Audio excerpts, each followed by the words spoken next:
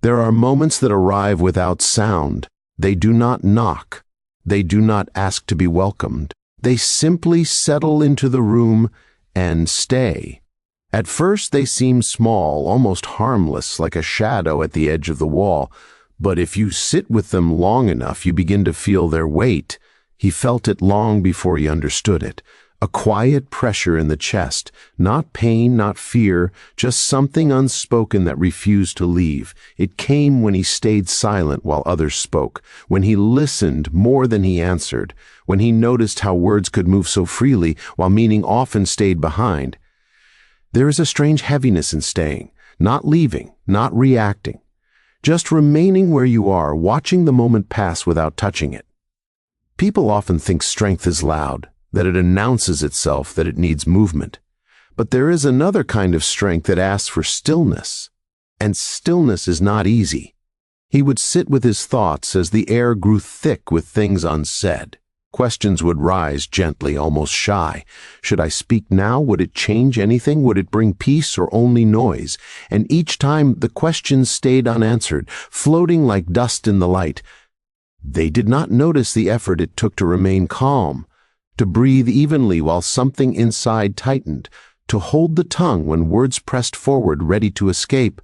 Silence can look empty from the outside, but inside it is full of restraint, full of awareness, full of choices that are not taken. There is a quiet cost to staying. It shows itself slowly, in the way the shoulders tense without warning, in the way the heart grows careful, in the way time feels heavier when nothing is said. He felt that cost, night after night, moment after moment, and still he stayed. Why stay when leaving seems easier? Why hold still when reaction promises relief?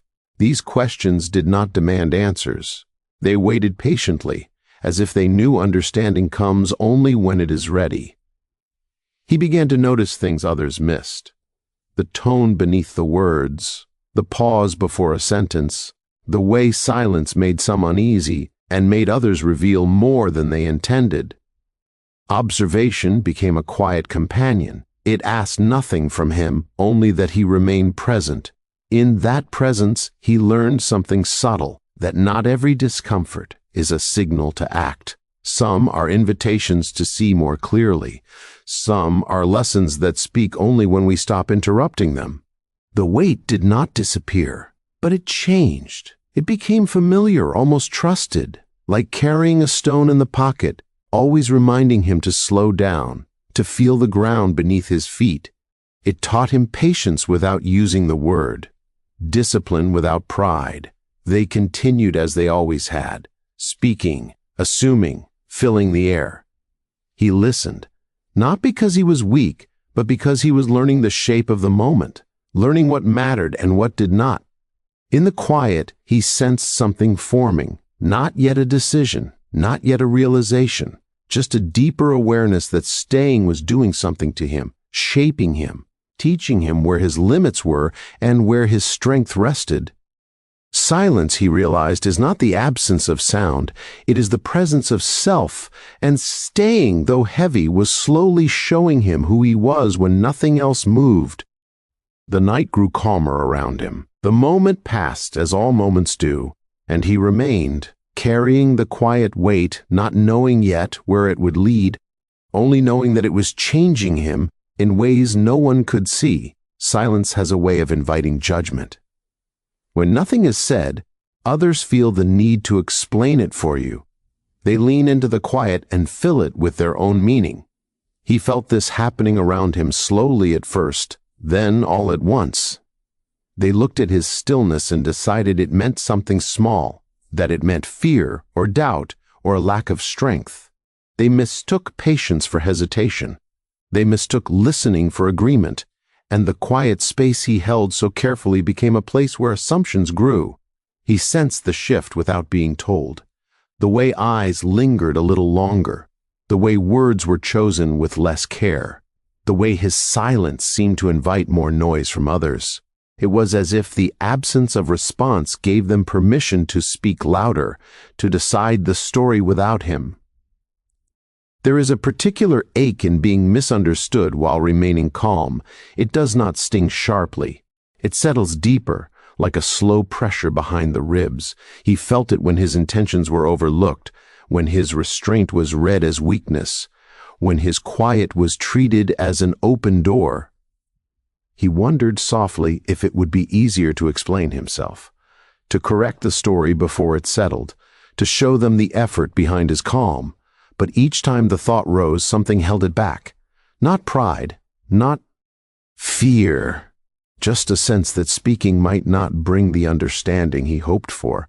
They spoke as if they knew him, as if silence had revealed everything there was to know. He listened, feeling the weight of words that were not his, words that rested on him anyway. It is a strange thing to carry judgments you did not earn, to be shaped by opinions formed in the dark. The quiet became more crowded, not with sound but with feeling, a tightening in the chest, a heaviness behind the eyes. The urge to be seen, to be known, pressed gently but constantly. He did not ignore it. He noticed it. He allowed it to be there without letting it lead him. There were moments when the misunderstanding felt louder than any argument could have been. Silence can echo when others speak for you.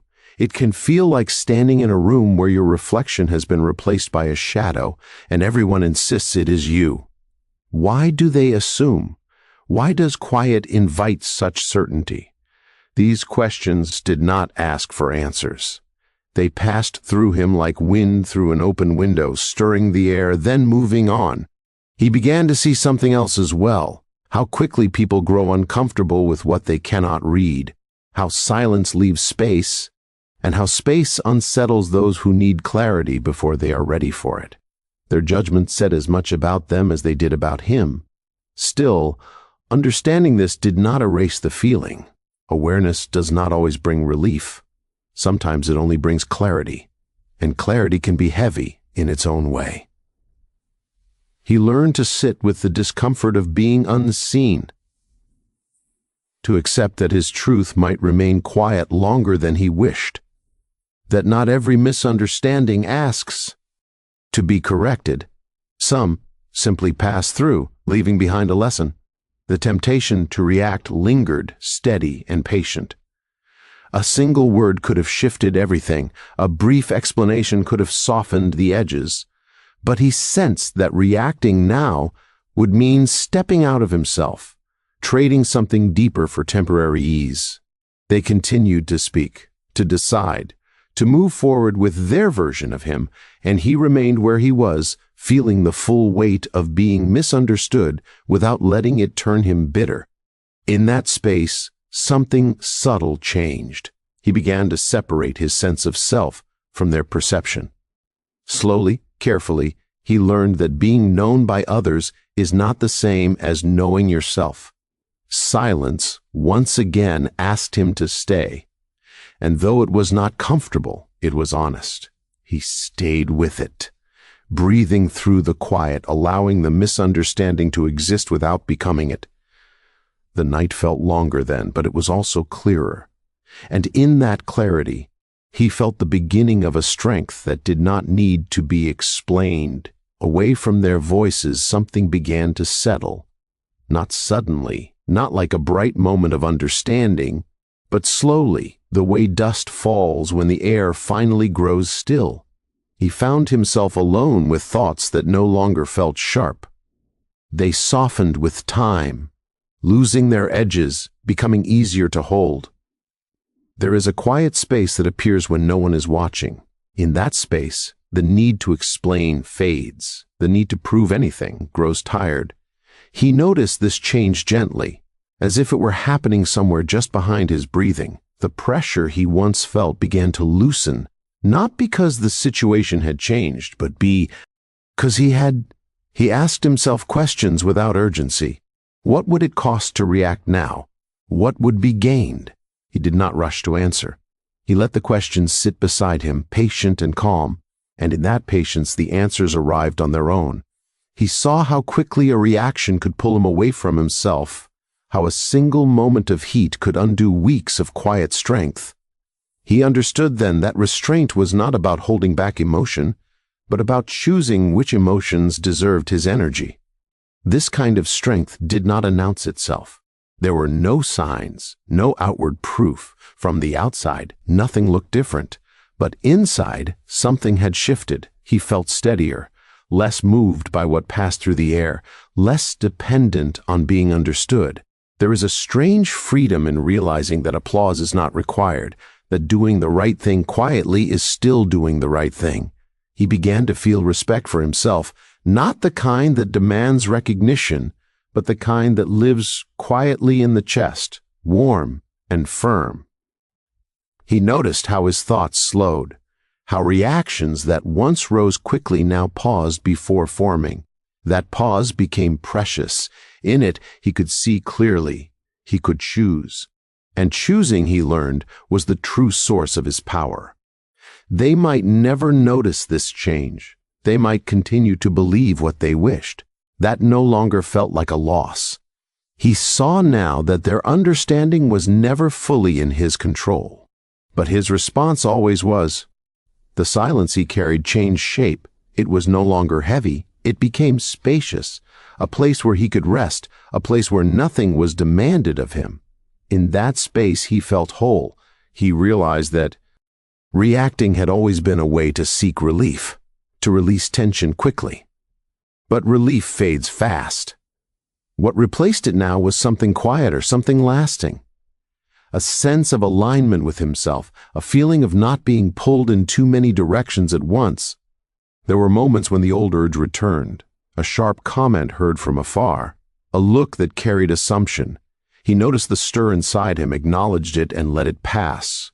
Each time he did this, his trust in himself grew. Strength, he understood, does not always move outward. Sometimes it moves inward, settling deeper with every choice not made. This strength asked for no witnesses. It did not need to be seen to exist. He felt a kind of calm pride, though he would not have named it that. It was not pride over others, but respect for his own restraint, for his ability to remain himself even when misunderstood. The world around him continued as before. Sounds came and went. Words were spoken and forgotten. But inside there was a steadiness that did not shift with every passing moment. In that quiet realization, he found something rare, a power that could not be taken because it was never given away, a strength that grew not from winning but from choosing not to fight. And as the night deepened, he sat with this understanding, breathing slowly, feeling grounded, not louder, not higher, just deeper. And for the first time, that felt like enough. Leaving did not come with drama. There was no sharp ending, no final words placed carefully for effect. It happened quietly, almost gently, as if the moment understood it did not need to be announced. He simply stepped back, not to escape, but to preserve something inside himself. There is a difference between walking away in anger and walking away in clarity. He felt that difference clearly. Anger pulls at the body, tight and restless. This felt steady, calm, like setting something down after carrying it for too long. He did not feel lighter right away, but he felt aligned. They may have expected a reaction, a final explanation, a visible sign that he had been affected. When none came, the silence remained, unchanged and honest. He did not close the door with force. He left it where it was, untouched, because closure did not require noise. As he moved inward, away from their words, he noticed how little resistance there was inside him. No urge to replay moments, no need to rehearse what could have been said. The past felt complete, not because it was resolved outwardly, but because it no longer asked anything of him. Walking away did not mean forgetting, it meant remembering differently, remembering without tension, without the sharp edges of expectation. He carried the lessons quietly, the way one carries warmth through a cold night, close and protected. There was peace in knowing he did not abandon himself, that he chose restraint over reaction, dignity over explanation. This choice did not make him distant, it made him present, present with his breath, his thoughts, his values. Silence followed him, but it felt different now. It was no longer something he used to endure. It became something he lived within. A companion rather than a weight. In that silence, his sense of self stood firm, untouched by opinion. He realized that strength does not always change the outside world. Sometimes it only changes where you stand in it. He stood quietly, rooted, no longer pulled toward every sound. There were moments of reflection, soft and unhurried. He saw how much energy he once gave to being understood, how much space that effort occupied. Letting go of it felt like opening a window inside his chest. They may have continued as before, or perhaps they noticed his absence in ways they could not name. Either way, it no longer mattered. His peace did not depend on recognition. It lived independently, steady and patient. Walking away did not shrink his world. It clarified it. What remained felt true. What fell away did so naturally, without force. He trusted this process even when it felt quiet and unseen. As time passed, the stillness settled deeper. He moved through moments without resistance, without the need to guard himself constantly. Self-respect had become a quiet habit, practiced without effort. There was no victory to celebrate, no story to tell loudly, only a sense of calm that stayed with him even when the night grew long.